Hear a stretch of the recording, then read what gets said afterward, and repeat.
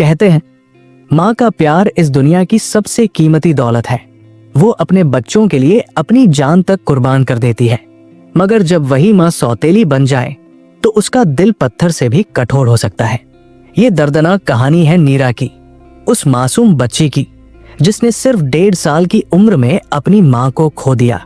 इसके बाद उसकी जिंदगी में आई एक सौतेली माँ जिसने उसे बहुत सताया। भूख, प्यास और बेरहम मारपीट के बीच तड़पते तड़पते एक दिन वो सिर्फ एक कटोरी दूध के लिए तरसती रही और आखिरकार उसने हमेशा के लिए अपनी आंखें बंद कर ली। लेकिन कहते हैं ना, जिसका कोई नहीं होता उसका ऊपर वाला होता है। ये सच्ची घटना हर दिल को झकझोर देने वाली है। हिमाचल प्रदेश के एक छोटे से गांव देवपुर में एक झोपड़ी नुमा घर में नीरा नाम की एक नन्ही बच्ची रहती थी। सिर्फ 1.5 साल की नीरा, जिसकी माँ मीरा उसकी पूरी दुनिया थी। माँ की गोद, उसकी हंसी, उसका स्पर्श, ये सब नीरा की मुस्कुराहट की वजह हुआ करते थे। मीरा उसे सीने से लगाकर लोरी गाती थी और नीरा अपनी तोतरी जुबान में बस मम्मा मम्मा कहकर खिलखिलाती थी। उसकी दुनिया बस इतनी ही थी और वो बहुत खुश थी। मीरा का पति राघव गांव के ही पास एक पत्थर की खान में मजदूरी करता था। सुबह काम पर जाता, रात को लौटता और थकेहारे जिस चेहरे को देख मुस्कुराता था वो थी उसकी बेटी नीरा। लेकिन किसे पता था कि इस छोटी सी खुशी को भी किसी की नजर लग सकती है। एक सुबह जब मीरा कपड़े धो रही थी तभी पास से गुजरते हुए एक टूटे बिजली के तार से वो टकरा गई। गांव में नई नई बिजली आई थी लेकिन किसी को ज्यादा जानकारी नहीं थी। तार में करंट था। मीरा को जब झटका लगा तो वो वही ढेर हो गई। नीरा जो पास में बैठी मिट्टी से खेल रही थी, माँ को जमीन पर गिरते देख घबरा गई। वो रोने लगी, लेकिन उसकी माँ वो अब कभी उठने वाली नहीं थी। गांव की औरतें दौड़ी, मदद की, पर कुछ नहीं हो सका। राघव का सब कुछ उजड़ गया। रात भर वो नीरा को गोद में लिए फूट फूट कर रोता रहा। मासूम नीरा को तो समझ ही नहीं आया कि उसकी माँ क्यों नहीं उठ रही, क्यों अब कोई उसे सीने से नहीं लगाता। कुछ महीनों तक राघव अकेला ही नीरा को संभालने की कोशिश करता रहा, लेकिन मजदूरी, घर और नीरा सब कुछ अकेले कर पाना उसके लिए मुमकिन नहीं था। फिर गांव की कुछ औरतों ने उसे सलाह दी कि उसे किसी महिला का सहारा लेना चाहिए ताकि घर भी संभले और नीरा को माँ जैसा प्यार भी मिले। यही सोचकर राघव ने एक लड़की से शादी कर ली। उसका नाम था रीना। रीना गांव की ही थी, जवान थी और बातों में मीठी थी। राघव को लगा शायद ये नीरा की दूसरी माँ बन सकेगी। शुरू शुरू में रीना सच में नीरा के लिए अच्छी बनी रही।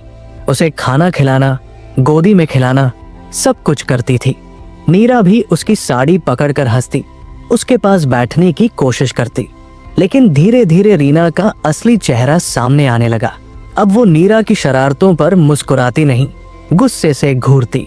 अगर नीरा गलती से कुछ गिरा देती या मिट्टी में खेल लेती तो वो उस पर चिल्लाने लगती, बात बात पर उसे पीट देती। एक दिन तो हद ही हो गई जब उसने गुस्से में आकर चूल्हे से गर्म चिमटा उठाया और नीरा के मासूम कंधे पर दाग दिया। नीरा की चीखें सुनकर पड़ोस की महिलाएं दौड़ कर आईं, लेकिन रीना ने उन्हें भी डांट कर भगा दिया। वो कहती, ये बच्ची ही मनहूस है, अपनी माँ को खा गई, अब मुझे भी खा जाएगी। गांव वालों को सब पता था, लेकिन कोई कुछ नहीं कहता था। रीना झगड़ालू और मुंहफट औरत थी, कोई उससे उलझना नहीं चाहता था। राघव भी कई बार बोला, रीना बच्ची है, इतना मत मारो, लेकिन रीना उसे भी सुना देती और राघव चुप रह जाता।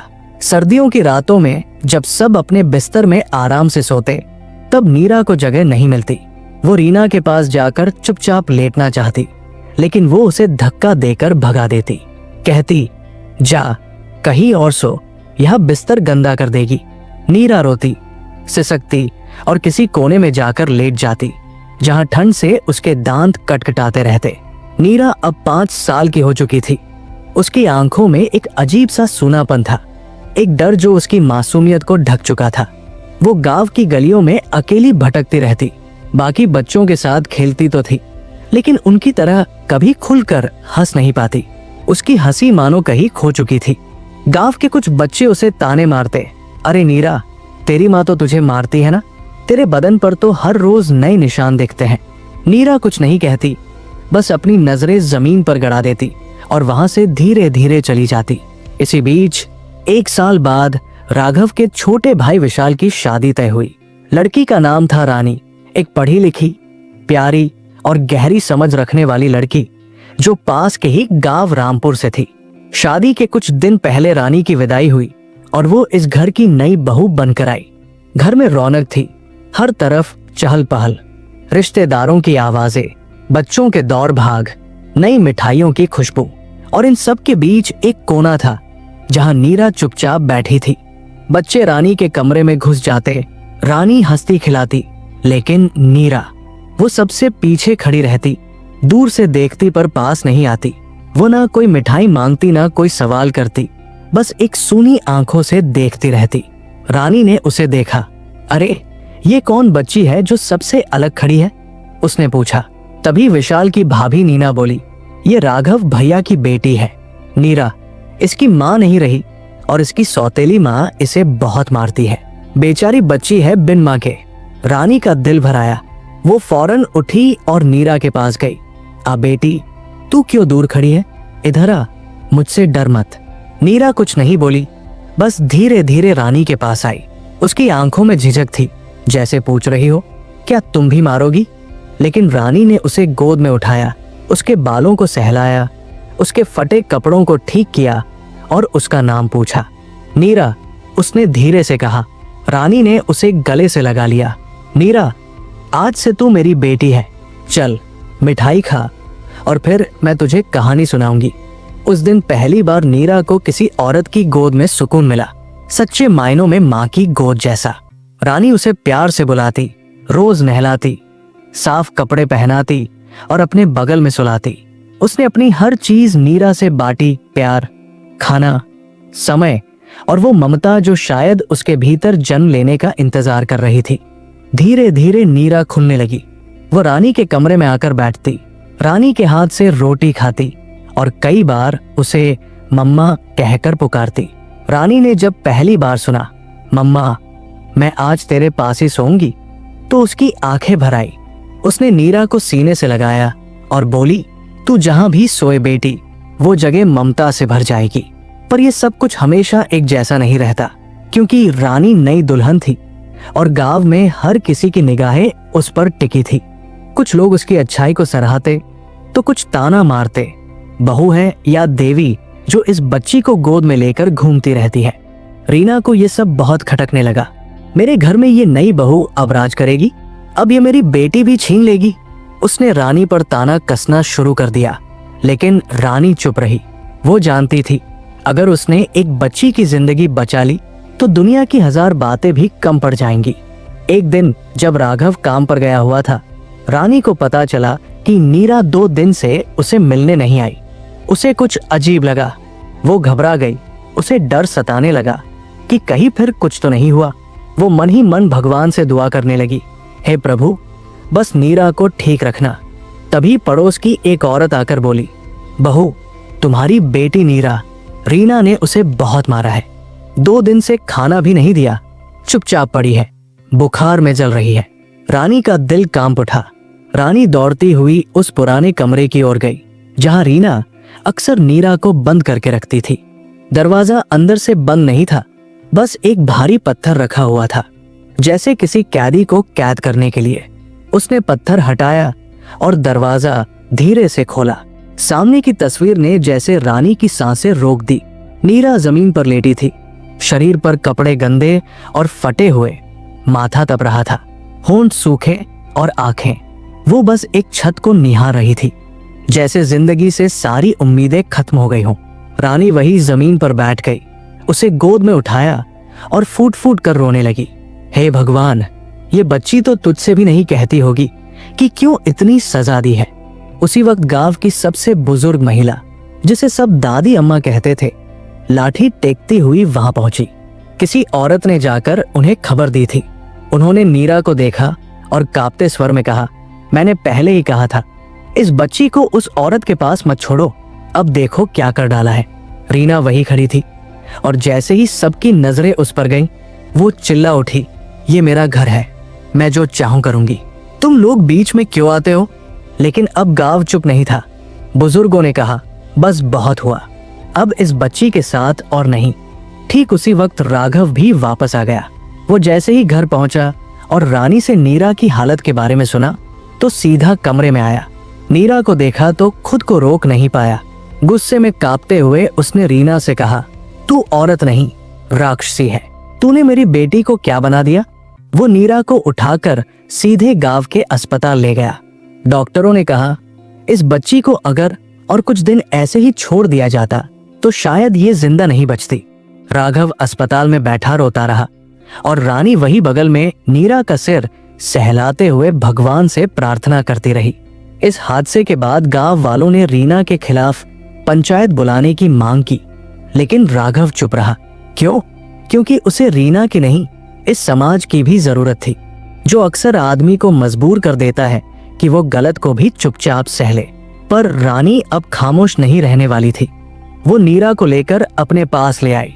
अब ये बच्ची कहीं नहीं जाएगी, ये मेरे साथ रहेगी, मैं इसे अपने बच्चों से भी ज्यादा प्यार दूंगी। रानी ने ठान लिया। नीरा की जिंदगी अब एक नई करवट लेने लगी। धीरे धीरे उसका शरीर ठीक हुआ, चेहरे पर रंग लौटा, आंखों में चमक आई। और एक दिन जब वो स्कूल से लौट रही थी तो उसके मुंह से निकला, मम्मा आज मुझे सितारे वाली रोटी दो ना, जो तुम हंसते हुए बनाती हो। रानी का दिल उस दिन सचमुच भर आया। साल दर साल बीतते गए। अब रानी के भी 3 बच्चे थे, 2 बेटियां पायल और नेहा और एक बेटा राहुल। नीरा उनके साथ ही बड़ी हुई और कभी महसूस नहीं कर पाई कि वो उस घर का हिस्सा नहीं है। लेकिन वही दूसरी ओर रीना की जिंदगी बद से बदतर हो रही थी।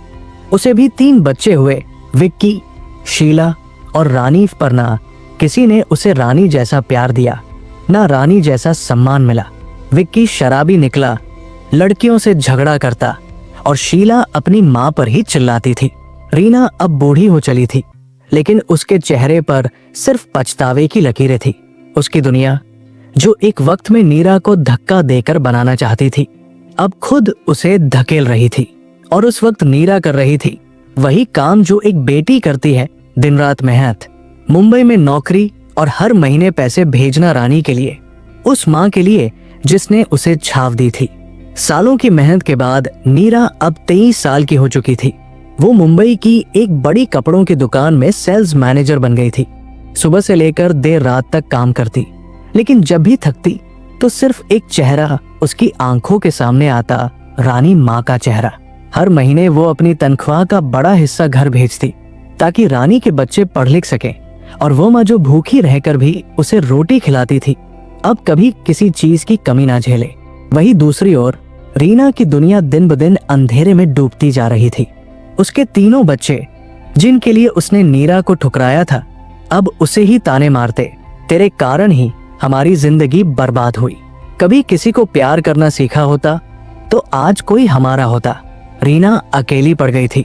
उसकी आंखों में अब आंसू नहीं, सिर्फ पछतावे थे। लेकिन अफसोस, अब वो आंसू किसी को नहीं छूते थे। एक दिन गांव में पंचायत बैठी। वजह थी रीना की शिकायत। उसने गांव में शोर मचा दिया, नीरा मेरे पति की बेटी है, वो जो मुंबई में कमाती है उस पैसे पर मेरा भी हक है। गांव के बुजुर्ग जमा हुए, नीरा को बुलाया गया। वो आई। पूरे गांव के सामने सर झुकाकर, गला भारी कर उसने अपनी बाहें चढ़ाई और दिखाए वो जख्म जो अब तक दाग की तरह उसके जिस्म पर थे। ये देखिए, ये उसी माँ के प्यार के निशान हैं, जिन्होंने मुझे मनहूस कहा था, जो मुझसे बिस्किट छीना करती थी और बाद में मुझे मारा करती थी। नीरा की आंखों से आंसू गिर रहे थे, लेकिन उसकी आवाज में अब कांपने की बजाय आग थी। और ये देखिए, रानी माँ, जिन्होंने मुझे अपनी बेटी माना, अपने बच्चों के साथ मुझे भी खाना खिलाया, अपनी गोद में सुलाया और बिना किसी रिश्ते के मुझे माँ का मतलब सिखाया। गांव वालों की आंखें भर आई। पंचायत ने कहा, जिस माँ ने एक बच्ची को गाली दी, दागा, भूखा रखा, वो अब उस बच्ची से ममता की उम्मीद कैसे कर सकती है? बगल में बैठी दादी अम्मा बोली, मैंने पहले ही कहा था, रीना इस बच्ची को बर्बाद कर देगी, लेकिन अब देखो, भगवान ने खुद इस बच्ची के लिए माँ भेजी, रानी के रूप में। रीना अब फूट फूट कर रोने लगी, मुझे माफ कर दो नीरा, मैंने बहुत गलत किया। लेकिन नीरा सिर्फ मुस्कुराई, माफ कर दूंगी पर माँ नहीं कह सकूंगी। और फिर उसने रानी के पैर छुए, आपने मुझे इंसान बनाया मम्मा, अब मैं आपकी परछाई बनकर हमेशा आपके साथ रहूंगी। समय बीता और फिर एक दिन गांव में ढोल नगाड़े बजे। नीरा की शादी तय हुई एक समझदार और सादगी भरे लड़के से। शादी वाले दिन रानी ने उसे सजाया जैसे हर माँ अपनी बेटी को सजाती है। आज तेरा घर बस रहा है बेटी, मेरी ममता का सबसे सुंदर फल यही है। मोहन ने भी रानी को माँ माना। अब वो घर एक परिवार था जिसमें खून का रिश्ता नहीं था, लेकिन दिलों का रिश्ता था जो सबसे मजबूत होता है। नीरा अब भी मुंबई में काम करती है। घर में हंसी है, रोटियों की खुशबू है और वो आंगन जिसमें कभी चीखें थी अब उसमें सुकून बसता है। उधर रीना अकेली, बूढ़ी, बीमार उसी घर में बैठी रहती है जहाँ कभी नीरा को तरपाया था। अब वहाँ कोई बेटा या बेटी नहीं है जो उसे पूछे। उसकी दुनिया अब एक खाली चौखट बन गई है जहाँ सिर्फ पछतावे की धूप और यादों की परछाई है। तो दोस्तों, इस कहानी में माँ की असली परिभाषा खून से नहीं बल्कि कर्म से तय होती है। रानी ने वो कर दिखाया जो शायद हर औरत के बस की बात नहीं होती, और नीरा ने वो दर्द सहा जिसे सुनकर ही किसी का भी दिल कांप उठे। रिश्तों की असली ताकत खून के रिश्तों में नहीं बल्कि दिल से बने रिश्तों में होती है। अगर इस कहानी ने आपके दिल की गहराइयों को छू लिया हो तो इसे लाइक जरूर करें, अपने भावनाएं हमारे साथ साझा करें और हमारे चैनल विजडम स्टोरी को सब्सक्राइब करें, क्योंकि हम लाते हैं आपके लिए ऐसी कहानियां जो सिर्फ सुनी नहीं जाती बल्कि दिल की धड़कनों में महसूस की जाती है। धन्यवाद।